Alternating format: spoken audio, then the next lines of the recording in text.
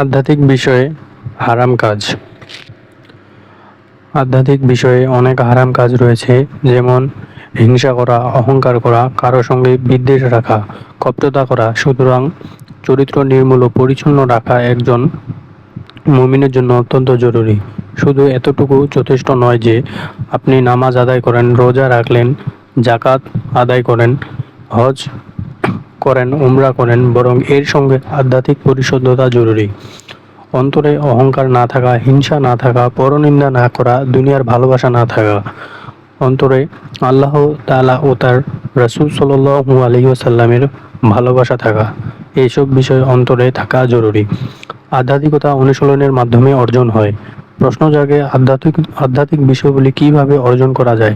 স্মরণ রাখতে হবে, আধ্যাত্মিক বিষয়গুলি শুধু কিতাবাদি পড়া দ্বারা অর্জন করা যায় না, শুধু ওয়াজ নসিহত দ্বারা অর্জন করা যায় না। এর জন্য অনুশীলন জরুরি।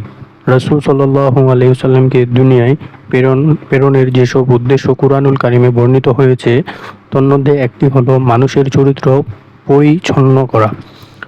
পরিচ্ছন্ন ও পরিশুদ্ধ করা, দুশ্চরিত্রা বিদূরিত করা। এইসব বিষয় অনুশীলন দ্বারা অর্জন করা যায়, যাকে ইসলামী পরিভাষায় তাসাউফ বলা হয়। তাসাউফের মূল উদ্দেশ্য চরিত্র নির্মূল ও পরিচ্ছন্ন করা। যেমন ইলমে ফিকহ ওই ইলমকে বলা হয় যার মাঝে বাহ্যিক আমলের বিধান বর্ণনা করা হয়। কোন কাজ জায়েজ, কোন কাজ না জায়েজ, কোনটা হালাল, কোনটা হারাম, নামাজের সময় হয়, কখন নামাজের সময় হয়, নামাজ কিভাবে সঠিক হয়, কিভাবে নামাজ বাতিল হয়, রোজার বিধান কি, জাকাত কার উপর ওয়াজিব হয়, হজের বিধান কি ইত্যাদি বিষয় ফিকহ শাস্ত্রে আলোচনা করা হয়।